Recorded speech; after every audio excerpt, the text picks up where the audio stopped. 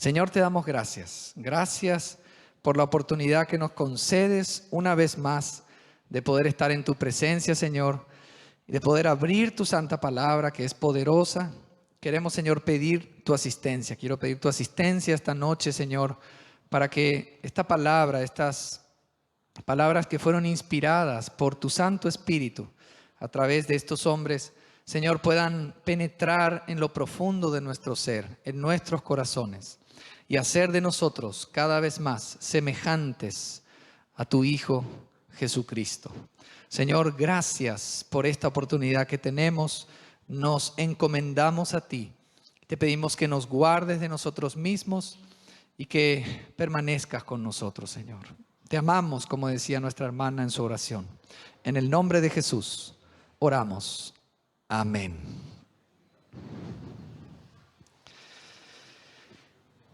Amados hermanos, en este capítulo 4, el apóstol Pablo va a seguir hablando del primero de los problemas que se había generado en la iglesia en Corinto.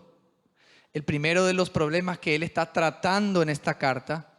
Y es primero no solamente en el orden, sino también, yo creo, como importancia. Habíamos dicho que ese problema era la división en la iglesia.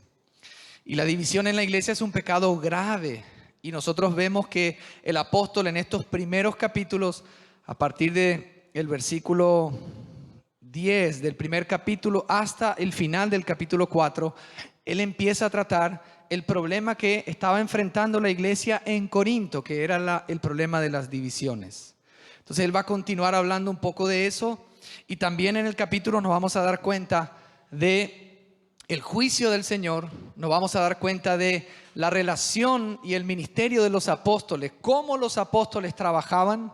Vamos a darnos cuenta en el capítulo cuál era el problema principal, la causa de esta división en la iglesia en los Corintios. Y también con la ayuda del Señor vamos a ver cuál era la relación particular que tenía Pablo con esta iglesia. Pablo tenía una relación especial con los hermanos que vivían en la ciudad de Corinto y que eran la iglesia en Corinto. Hermanos, vamos a leer los primeros 5 versículos. Dice así la palabra del Señor. Por tanto, que los hombres nos consideren como servidores de Cristo y administradores de los misterios de Dios. Ahora bien, lo que se requiere de los administradores es que cada uno sea hallado fiel. En cuanto a mí, en muy poco tengo el ser juzgado por vosotros o por tribunal humano, ni aun yo mismo me juzgo, aunque de nada tengo mala conciencia, no por eso soy justificado, pero el que me juzga es el Señor. Así que no juzguéis nada antes de tiempo, hasta que venga el Señor, el cual aclarará también lo oculto de las tinieblas y manifestará las intenciones de los corazones. Entonces, cada uno recibirá su alabanza de Dios. Amados hermanos, en este periodo del año, estaba hablando con mi familia y hablábamos de lo importante que es tomar exámenes en el colegio al final, ¿verdad? Los exámenes finales que cierran como un ciclo para poder comenzar otro ciclo. Y bueno, hablando un poco de la experiencia que estamos teniendo nosotros este año con la escuela en casa por primera vez, mi esposa, en medio de la conversación, empieza a contar ella, cuando era joven, en el sentido cuando era mucho más joven de lo que es ahora, empieza a contar su experiencia de ese día del examen final allá en Italia. Ustedes saben que ella es italiana, acerca del examen final que tenía que obtener el diploma para concluir, ¿verdad?, esta etapa del colegio. Ella contaba que había una expectativa muy grande y que en realidad los profesores sorteaban la letra del alfabeto para saber de ahí en adelante quiénes iban a empezar por turno a exponer y a rendir el examen. Y justo salió la G, la letra G. y ella, como es apellido Giusti o Giusti, entonces fue una de las primeras en entrar a esa aula. Y dice que cuando entró a esa aula, el aula no tenía sillas. Todas las sillas estaban puestas alrededor y había una sola silla en el medio del aula. Y enfrente de esa silla estaban varias sillas de profesores de diferentes materias, del rector, del director del colegio, e incluso creo que había director de otro colegio. No le pregunté por qué, pero bueno, había también rector de otro colegio. Ella se sienta ahí y entonces empiezan a interrogarla porque era un examen oral y cualquier profesor de cualquier materia le podía preguntar cualquier pregunta. Ese era el examen final. Bueno, por la gracia de Dios, ella cuenta que el Señor la asistió, le fue bastante bien en todas las preguntas que le hicieron y dice que al salir de ese examen, me quité un peso. Pero veía a todos los compañeros que estaban ahí expectantes, todos ahí con una tensión. ¿Cómo es? ¿Y qué preguntan? ¿Y esto y que aquello? O sea que había una tensión enorme para ese examen final. Y entonces me hizo reflexionar, hermanos. Yo creo que en nuestros días como iglesia, también nosotros tenemos una rendición de cuentas. Tenemos un día donde el mismo Señor va a pedir cuentas a cada uno de nosotros de cómo hemos actuado, de cómo hemos vivido nuestra vida cristiana.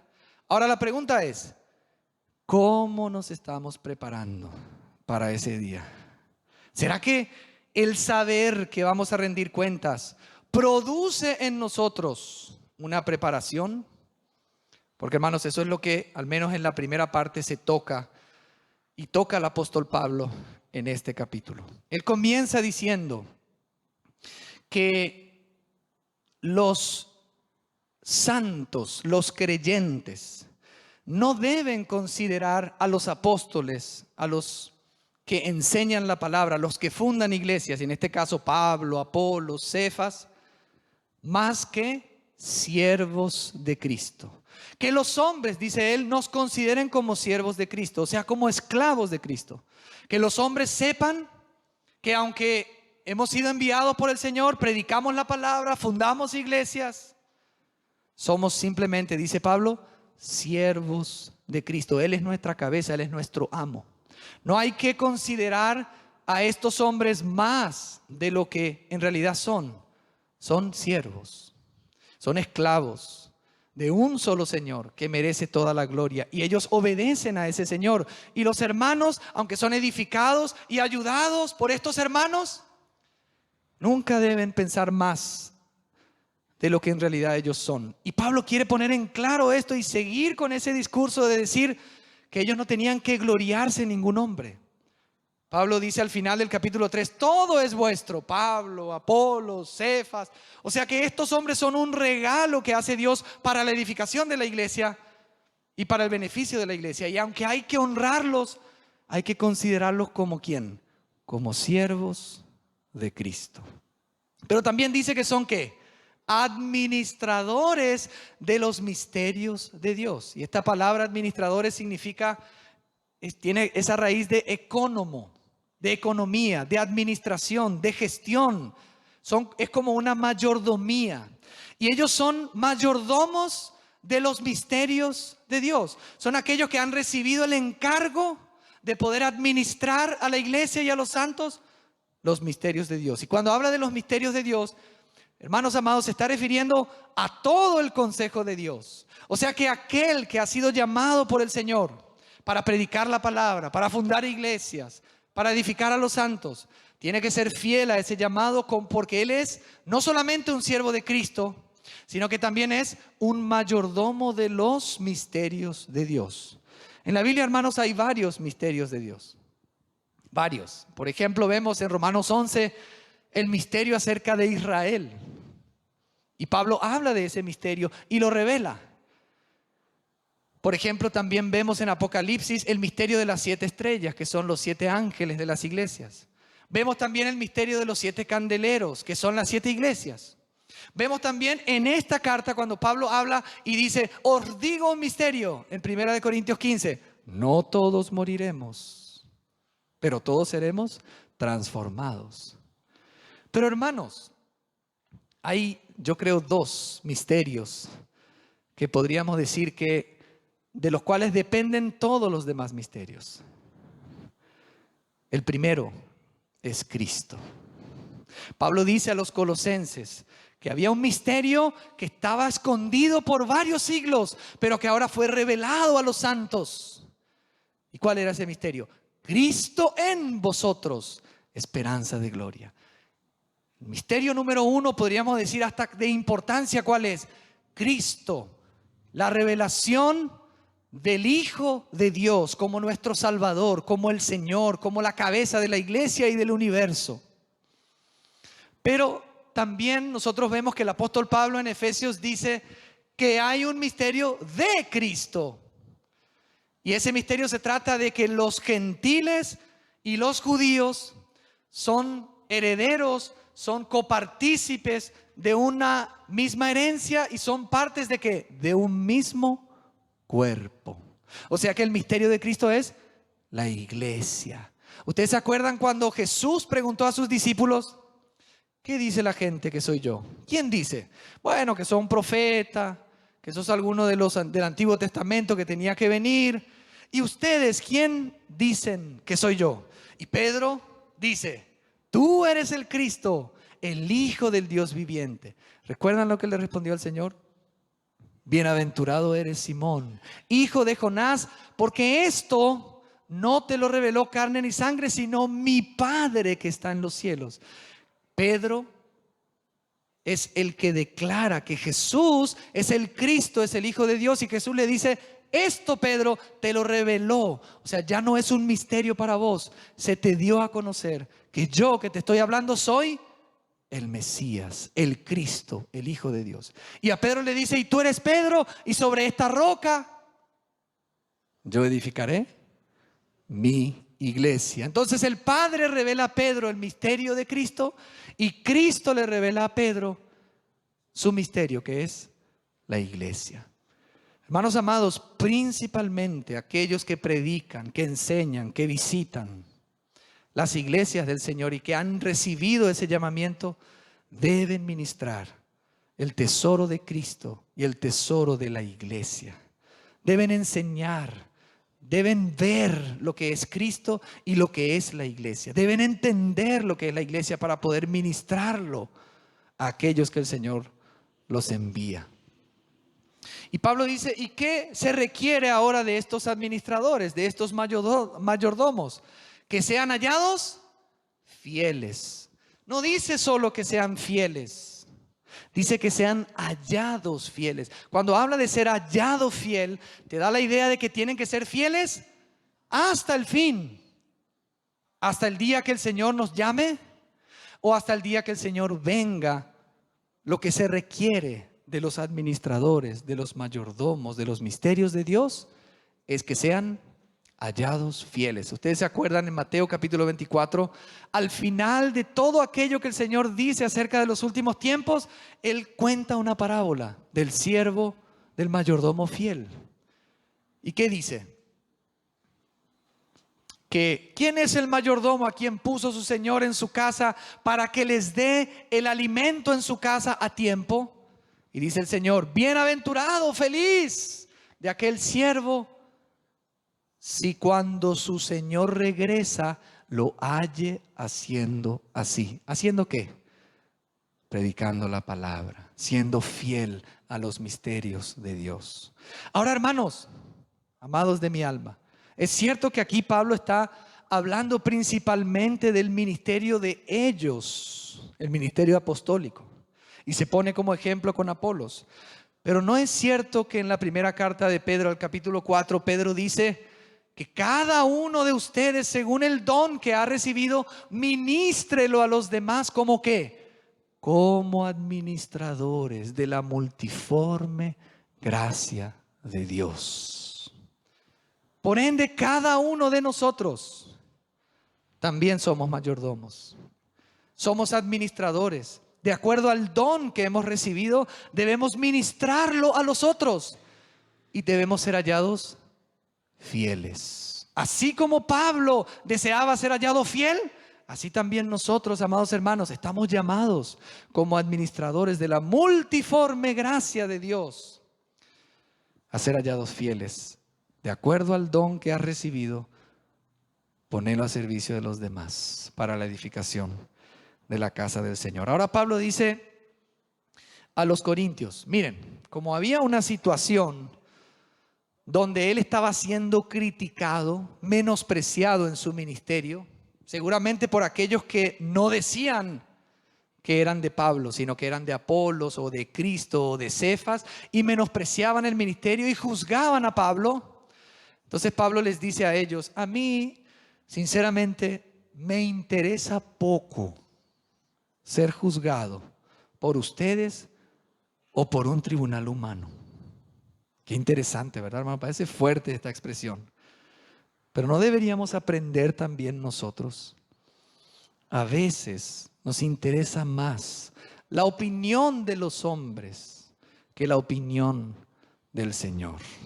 A veces estamos más preocupados por lo que los demás dirán acerca de nuestro trabajo que por lo que el Señor va a decir. Y Pablo dice que a él no le interesaba porque ese juicio de los corintios en realidad era un juicio basado en su propia naturaleza. Era según la sabiduría humana, no según la sabiduría de Dios. Pablo sabía que él había actuado bien. Ahora él dice, a mí no me interesa ser juzgado por ningún juicio humano ni tribunal humano. Y después va más y habla de otro juicio. Ni aún yo mismo me juzgo. Este es un segundo juicio. O sea, Pablo decía que ni aún él mismo juzgaba su labor. Y aclara, aunque yo no tengo conciencia de haber pecado contra ustedes, no por eso soy justificado.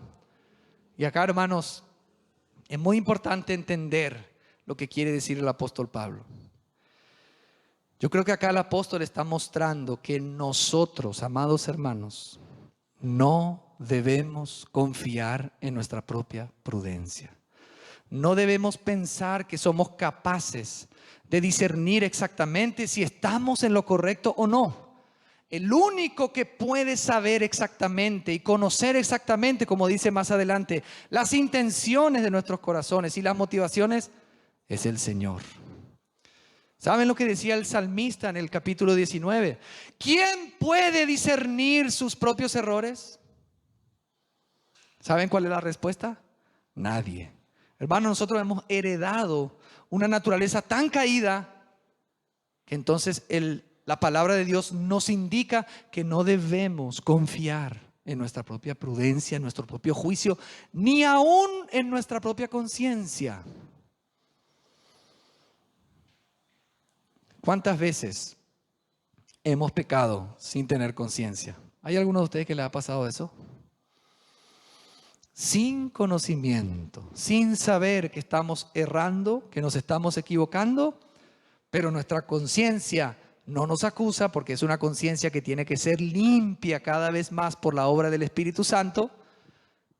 Entonces, hermanos, ni aún nuestra conciencia es el parámetro final para saber si estamos en lo correcto o no. ¿Saben cuál es el parámetro final? La palabra de Dios, su Espíritu. Es el Señor mismo. El salmista en el Salmo 139, verso 23 en adelante, ¿qué dice? Examíname, oh Dios, y conoce mi corazón. Ve si hay en mí algo que te desagrada. Esa es la manera de examinarnos delante del Señor, pidiéndole al Señor que en su luz veamos la luz verdadera. No confiar en nuestro propio juicio, en nuestro propio método de juzgarnos a nosotros, porque siempre tendemos a justificarnos y nosotros no somos confiables. ¿Saben lo que dice en Jeremías 17 al verso 9 acerca del corazón del hombre? ¿Qué dice del corazón del hombre? Engañoso es el corazón del hombre más que cualquier otra cosa. Y en Proverbios el sabio nos dice, por sobre toda cosa guardada, guarda tu corazón, porque de él mana la vida. Hermanos amados, si hemos recibido una labor de parte del Señor, vamos a rendir cuenta al Señor. No debemos estar pendientes y manejarnos de acuerdo al juicio de los hombres. Ni aún debemos confiar en nuestro propio juicio, sino pedir al Señor que sea Él el que nos muestre, nos examine según su santa palabra, su santo espíritu, para corregirnos. Pablo dice, pero el que me juzga es el Señor. Y la conclusión que da Pablo, ¿cuál es? Considerando esto, dice Pablo, no juzguéis nada antes de tiempo. Y acá hay que aclarar, nada que tenga que ver con las intenciones del corazón nos toca a nosotros juzgar. Nada, eso le pertenece solamente al Señor. Muchas veces juzgamos las intenciones y nos equivocamos. Eso no le corresponde a la iglesia. ¿No será que a veces somos ligeros en emitir un juicio contra el hermano y la hermana por alguna situación? Seguramente está pensando esto. Seguramente no hizo esto por aquello. Seguramente, y ya nos metemos en un territorio que a nosotros no nos corresponde. Ese es un territorio sagrado que le pertenece al Señor y no hay que juzgar nada de las intenciones de los corazones antes de tiempo.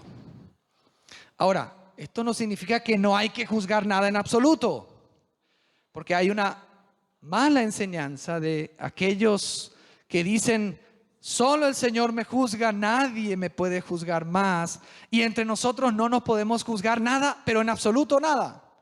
Sería contradictorio con la enseñanza de Pablo, porque Pablo mismo en el capítulo 5, cuando trata el pecado de la inmoralidad, ¿qué dice a los creyentes? Ustedes están envanecidos y en vez de estar envanecidos, ¿no tendrían que haber ya quitado a ese perverso de en medio vuestro? ¿Qué es eso? Eso es juzgar el pecado. Pablo le dice en el capítulo 5, en el verso 12, porque ¿qué razón tendría yo para juzgar a los que están fuera? ¿No juzgáis vosotros a los que están dentro? O sea que sí hay un juicio de la iglesia que tiene que ver con el pecado, que tiene que ver con las enseñanzas. ¿No dice en esta misma carta, en el capítulo 14, cuando hablan los profetas en las reuniones de libertad, donde cada uno puede expresar algo del Señor, los profetas hablen 2 o 3? ¿Y los demás qué tienen que hacer? Juzguen lo que ellos dicen, no dice las intenciones de sus corazones. Pero sí se juzga lo que se dice y si es necesario se corrige y se confronta y aún se denuncia aquello que se dice y que se hace. Pero el terreno interno, eso le pertenece ¿a quién? Al Señor. Y cuando llegue ese día, hermanos, Pablo decía en el capítulo 3 que van a recibir recompensa aquellos que después del día del fuego de la prueba del Señor, su obra permanece, recibirán recompensa. ¿Cuál es la obra que va a ser aprobada en aquel día, hermanos? No solamente la obra que se hizo con diligencia, no solamente la obra que se hizo de acuerdo a la voluntad de Dios, que es muy importante. Principalmente las obras que nos tocan hacer y que el Señor va a aprobar son aprobadas si son hechas con las motivaciones correctas. Yo entiendo esto, porque Él dice que en ese día Él va a manifestar las intenciones de los corazones. Y entonces cada uno recibirá su alabanza de Dios. Por ende, si nuestra intención es glorificar a Dios, si nuestra intención es amar a los hermanos y hacerlo con un corazón genuino y sincero, hermanos amados, entonces la alabanza la vamos a recibir de Dios, porque la alabanza se le da a quien obra bien. En el capítulo 1, al final del capítulo 1, Pablo decía en el versículo 31, para que como está escrito, el que se gloría, gloríese en el Señor. Esa debe ser nuestra motivación. Gloriarnos en el Señor y servir y hacer diligentemente aquello que el Señor nos ha mandado para la gloria del Señor, amando a los hermanos. ¿Ustedes se acuerdan lo que le dijo el Señor a Samuel cuando tenía que ungir al rey en vez de Saúl? Llegó el profeta Samuel a la casa de Isaí, le dijo: empezá a reunir a tus hijos, y vino el primero. Y él dijo: seguramente es este. Y el Señor, ¿qué le dijo? No mire su gran estatura, porque el hombre mira la apariencia, pero Dios, ¿qué mira? El corazón. Ay, hermano, esta palabra a mí. El Señor mira nuestros corazones esta noche. Lo que oramos, lo que cantamos, lo que decimos, lo que enseñamos, tiene que tener un corazón puro delante del Señor, con las intenciones correctas. Y Él, eso es lo que busca entre nosotros. Amén. Pablo continúa diciendo en el verso 6: pero esto, hermanos, lo he presentado como ejemplo en mí y en Apolos, por amor a vosotros, para que en nosotros aprendáis a no pensar más de lo que está escrito.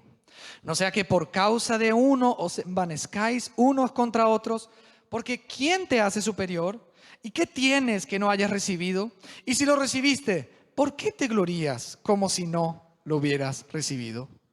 Hermano, acá Pablo está tocando el punto clave del por qué se dividían ahí en la iglesia en Corinto. ¿Cuál era el punto clave? Se estaban envaneciendo, el orgullo. Y Pablo dice: estoy poniendo este ejemplo en mí y en Apolos para que ustedes aprendan a no ir más allá, hermanos. Este es un principio muy importante: a no ir más allá de lo que está escrito. Hermanos, es siempre la palabra de Dios la que nos regula y la que nos ayuda a ser equilibrados y a dar honra a quien tenemos que dar honra, mas no ponerlos por encima de lo que la Escritura dice. Porque en las Escrituras siempre hemos visto que hombres y mujeres que han sido usados por el Señor siempre han sido instrumentos en las manos de un Dios grande. Siempre la palabra de Dios insta a que los hombres y las mujeres que han sido usadas y usados por Dios permanezcan en un estado de humillación delante de este Dios grande. ¿No dice eso Jeremías capítulo 9 verso 23, 24, 25? Alábese ¿quién? No se alabe el sabio en su sabiduría, no se alabe el rico en su riqueza, y creo que no se alabe el fuerte en su valentía, creo que dice así. Pero alábese ¿quién? Alábese en esto el que ha de alabarse, en haberme conocido y en haberme entendido. Ahí sí, nos gloriamos en haber conocido a Cristo, pero no en nosotros, no en nuestra labor, porque todo es por gracia. Y no podemos envanecernos porque vienen hermanos a visitarnos y entonces no, yo soy de este, no, a mí me gusta más el otro, no, pero yo aprendí más. Y ahí empezamos con el orgullo. Como dice también aquí en esta carta, el conocimiento envanece, pero el amor edifica. Y empezamos con el orgullo ¿a qué? A dividir la iglesia. Y Pablo empieza a atacar a aquellos que hacían división en la iglesia porque se habían envanecido, habían caído en el orgullo. Y Pablo aclara: todo lo que hemos recibido, ¿no lo hemos recibido por gracia? Acá dice claramente: y si lo recibiste, ¿por qué te glorías como si no lo hubieras recibido? Hermano y hermana, todo lo que el Señor nos permite recibir, experimentar o hacer para su gloria es por pura gracia. ¿Quién leyó hoy? Un hermano leyó, creo que Teto, en Romanos 5. Dice que estamos en esa gracia en la cual estamos firmes. Tenemos acceso a esa gracia. Es una condición de gracia en la cual estamos, hermanos. La base es la gracia del Señor. Claro, hay una responsabilidad, pero esa responsabilidad está fundamentada y basada en la gracia de Dios. Ese era el problema de los corintios. En el verso 8 dice, vamos a leer hasta el verso 13. Ya estáis saciados, ya sois ricos, sin nosotros reináis. Y ojalá reinarais, para que nosotros reináramos también juntamente con vosotros. Porque según pienso, Dios nos ha puesto a nosotros los apóstoles en último lugar, como a sentenciados a muerte. Hemos llegado a ser un espectáculo para el mundo, para los ángeles y para los hombres. Nosotros somos insensatos por causa de Cristo y vosotros sois prudentes en Cristo. Nosotros débiles y vosotros fuertes. Vosotros sois honorables y nosotros despreciados. Hasta el día de hoy padecemos hambre, tenemos sed, estamos desnudos, somos abofeteados y no tenemos lugar fijo donde vivir. Nos fatigamos trabajando con nuestras propias manos. Nos maldicen y bendecimos. Padecemos persecución y la soportamos. Nos difaman y respondemos con bondad. Hemos venido a ser hasta ahora como la escoria del mundo, el desecho de todos. Pablo, en estos versículos, hermanos, empieza a hablar en un tono irónico, sarcástico, y le empieza a decir a los corintios que se habían envanecido, que estaban orgullosos, que juzgaban: ya están saciados, ustedes ya están ricos de Dios, ustedes ya reinan, ustedes ya son maduros, ustedes no necesitan de nosotros. ¿Se dan cuenta del tono sarcástico de Pablo? En realidad era todo lo contrario. Pablo sabía perfectamente que esta iglesia estaba enorgullecida y al mismo tiempo enceguecida, porque pensaba que no tenía más ni necesidad del ministerio de Pablo. Y Pablo les habla fuerte y les muestra que el orgullo los había enceguecido de tal manera que ellos pensaban que no necesitaban más del ministerio de Pablo y de otros. Ya estáis saciados, ya son ricos. Esto, ¿saben a qué iglesia me recuerda? La iglesia en la Odisea. ¿Se acuerdan la iglesia en la Odisea en Apocalipsis? ¿Qué le dice el Señor a los santos en esa iglesia? Tú dices: yo soy rico, no tengo necesidad de nada, pero no sabes que eres pobre, ciego, miserable, desnudo, y muchas cosas le dice. Miren, hermanos, hasta qué punto puede llegar el orgullo a no ver cuál es nuestra verdadera condición y pensar que somos autosuficientes, que no necesitamos de ayuda de nadie, no necesitamos la exhortación de nadie, no necesitamos el discipulado de nadie, ni el consejo de nadie. Yo ya aprendí lo suficiente. Esto estaba pasando en la iglesia en Corinto. Y Pablo le dice: ojalá reinarais. El deseo verdadero de Pablo era que ellos pudiesen llegar a reinar. Y miren cómo se conecta la madurez con el reino, con el juicio. El deseo verdadero de Pablo era que ellos pudiesen reinar. Pablo les va a decir en el capítulo 6 que ellos están destinados como santos a juzgar al mundo y a juzgar aún a los ángeles. Amados hermanos, que el Señor nos guarde del pecado del orgullo y que podamos abrir nuestros ojos para ver delante de Dios con humildad y aún delante de los hermanos cuál es nuestra verdadera condición e imitar al ejemplo de los apóstoles. Miren los apóstoles, hermanos. Ellos vivieron una vida de humillación, no como los apóstoles de hoy, los pseudo apóstoles de hoy. La pasada escuché a un apóstol decir: Señor, yo te estoy sirviendo, yo estoy aquí sudando, y aquel jugador de soccer, de fútbol, tiene aviones privados, tiene millones, y yo acá sudando. Y decía este apóstol: ¿dónde están mis millones, Señor? Ese no es el ejemplo apostólico que vemos en la Escritura. El ejemplo apostólico es que el Señor usó a estos hombres y los hizo a los ojos del mundo un espectáculo, de los ángeles y de los hombres, como la escoria, como lo último. ¿Saben cuál es el principio del reino? ¿Se acuerdan cuando los discípulos decían, ¿quién será el mayor? ¿Quién va a ser el más importante? ¿Qué les decía el Señor? ¿Cómo les enseñaba? El que quiere ser el más grande, hágase el más chiquito, pequeño. Es contrario a la mentalidad humana. Y eso había entrado en la iglesia de los corintios, el orgullo. Se creían suficientes, criticaban el ministerio de Pablo, dividían la iglesia y no se daban cuenta que en medio de ellos había un creyente que tenía relaciones sexuales con la esposa de su papá. Y Pablo en el capítulo 5 va a decir eso. Y tenían pleitos y en vez de resolver entre ellos, lo llevaban a un tribunal humano, ante los injustos.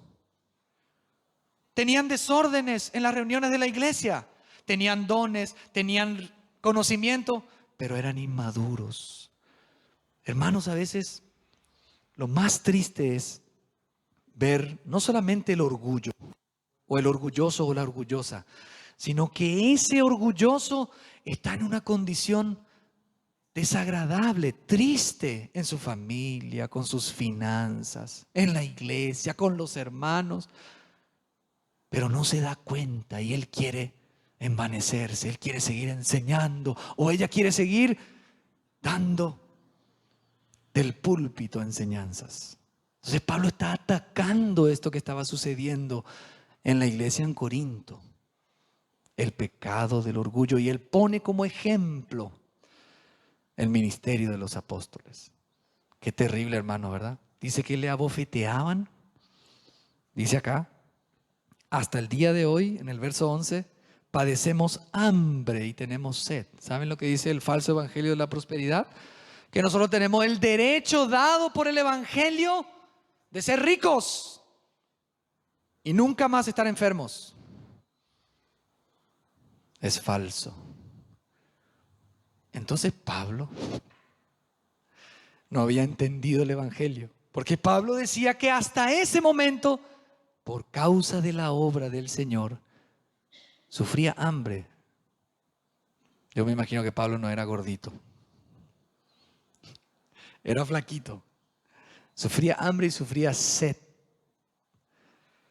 Y no tenía lugar fijo donde vivir. Escuché a un predicador de la prosperidad que decía, vos como hijo de Dios no solamente tenés el derecho a una casa para tu familia, sino que tenés el derecho a la casa de tus sueños.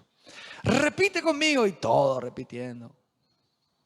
Yo declaro que qué diferente a Pablo, que dice no tenía lugar fijo donde vivir. Yo creo que Pablo no tenía casa. Pablo trabajaba con sus propias manos en esa ciudad porque ellos menospreciaban el trabajo de Pablo. Y Pablo entonces no sentía libertad de recibir ayuda. Y eso sí te da el evangelio, el derecho de ser mantenido, ayudado, recibir salario a los que predican el evangelio. Y Pablo lo va a decir. Pero él no usó de ese derecho dado por el Señor a los apóstoles, porque su reputación y el evangelio de Cristo estaba en juego. Dice acá, nos maldicen y bendecimos. ¿Alguna vez, hermano, experimentaron eso? Que alguien le haya maldecido y que vos le bendeciste, le bendijiste en ese momento. A mí nunca me pasó. Yo a lo sumo lo que hice, Señor, ayúdame, porque sí, fui maldecido. Pero no llegué todavía a bendecir. Si me pasa otra vez, voy a decir, Señor, Dios te bendiga, y orar por él. En ese momento, a Pablo y a los apóstoles los maldecían y ellos bendecían.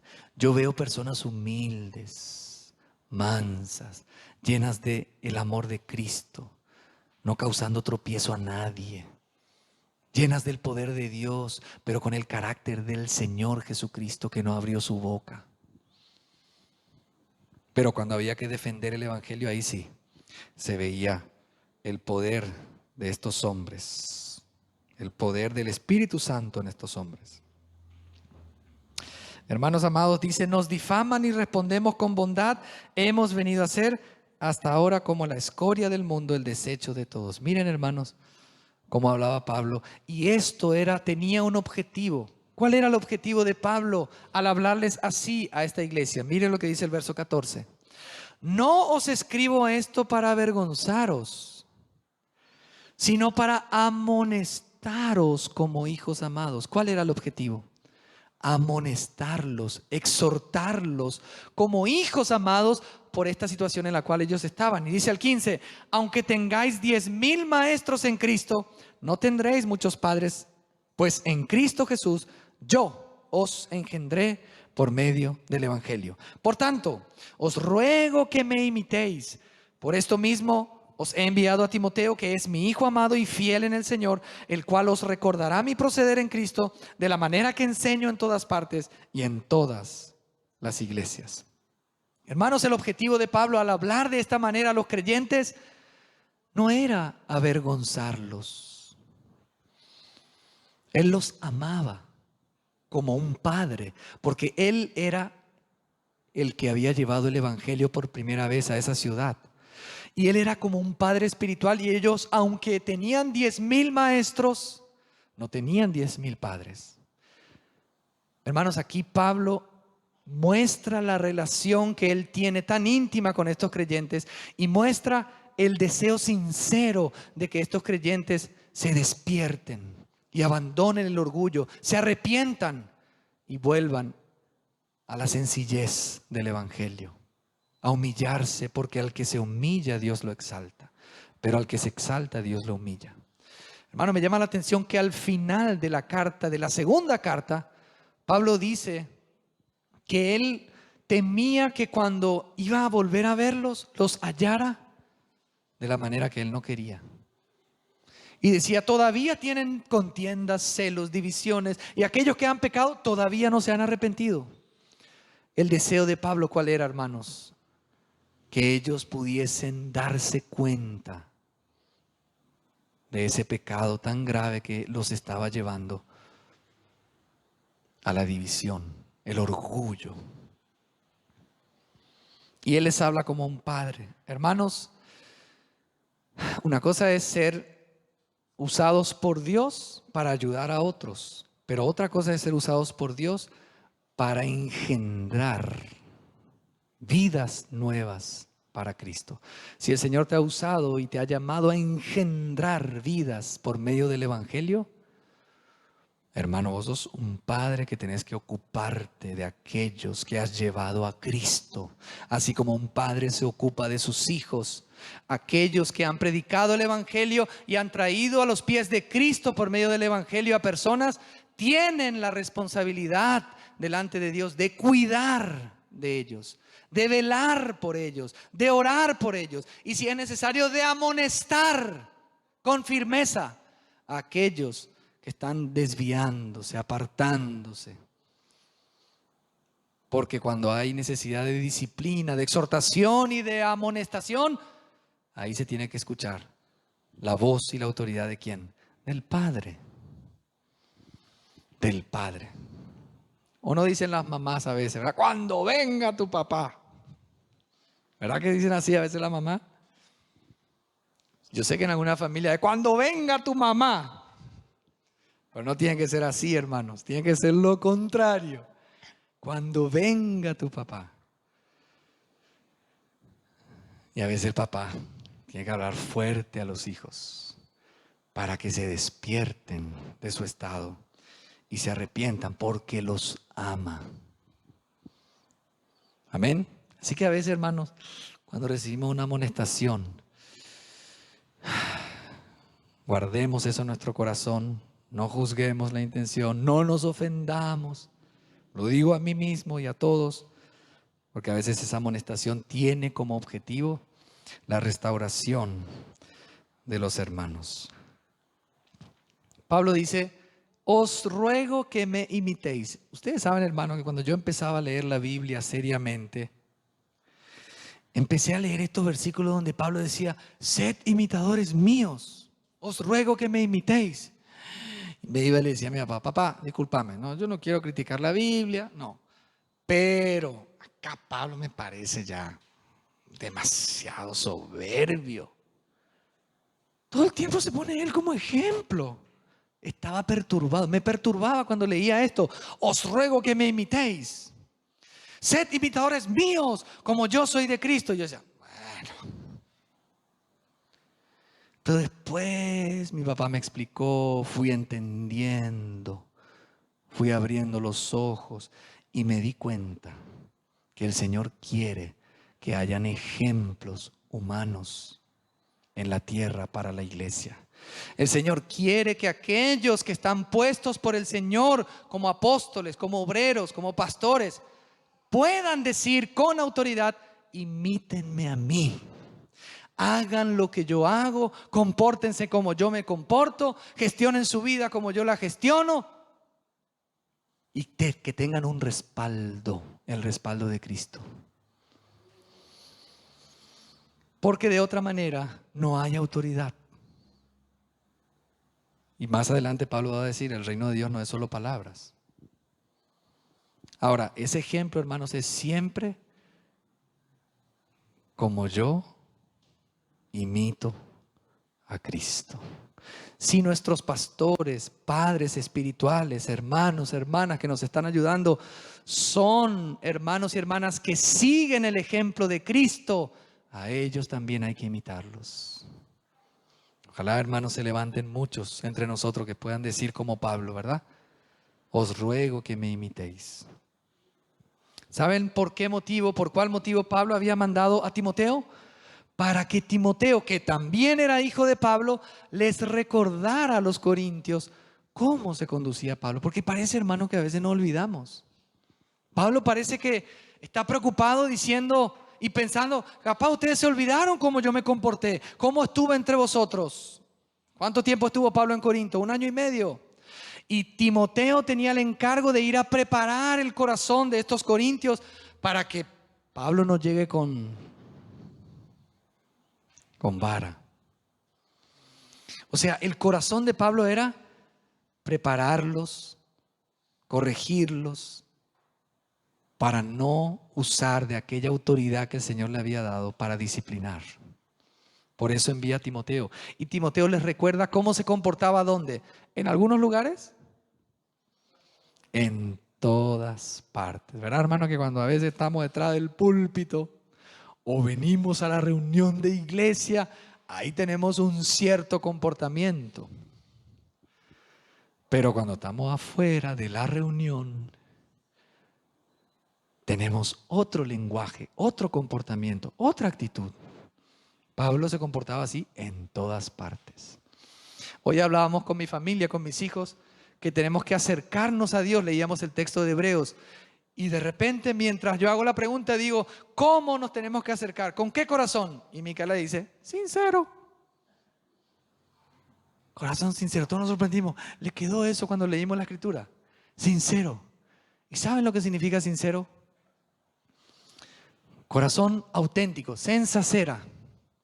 Viene de ese término latín que es sin cera. Nuestros corazones no tienen que tener cera. No tiene que ser un corazón con cero.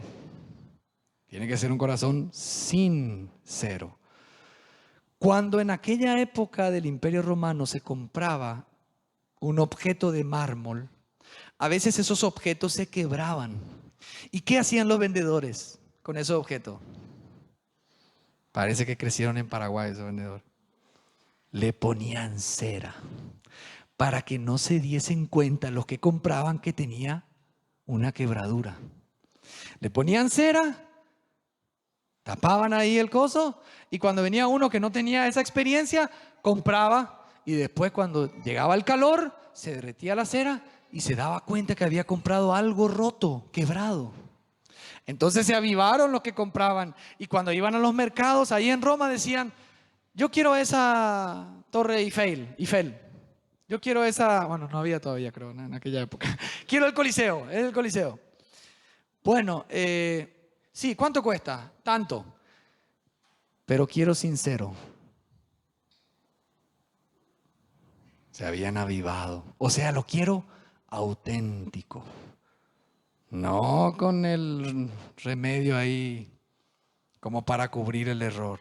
Hermanos, nuestros corazones tienen que ser sinceros, auténticos. Y hermano, eso no es fácil, ¿eh? No es fácil abrir nuestro corazón delante del Señor ni delante de los hermanos. Es más fácil poner cera. Es más fácil cubrir y no abrir. Por eso a veces, hermanos, el Señor nos pone en situaciones con los hermanos, en la familia, en matrimonio. Aquellos que se casan tienen que saber que se casan no solamente para formar una familia, sino para que sepan cómo son. Porque una persona sola no se da cuenta cómo es hasta que se casa y empieza a convivir con su esposa. Y su esposa se va a ocupar de mostrarle cómo él es. Y el esposo se va a ocupar de mostrarle cómo es ella. Porque nosotros no tenemos la capacidad de saber realmente cómo somos. En la comunión de los hermanos nos empezamos a dar cuenta cómo somos. Y a veces no somos sinceros y ni nos damos cuenta. El Señor nos ayude, hermanos, a tener corazones sinceros delante del Señor y a proceder de una manera transparente, genuina, humilde, en todas partes, por todos lados y en todas las iglesias. Leía un libro que decía que a veces los pastores somos amorosos con la congregación, pero somos dictadores en nuestra casa. Tenemos paciencia con los hermanos, pero se nos agota la paciencia cuando llegamos a nuestra casa. El Señor nos ayude, no solo a los pastores, sino también a todos los hermanos.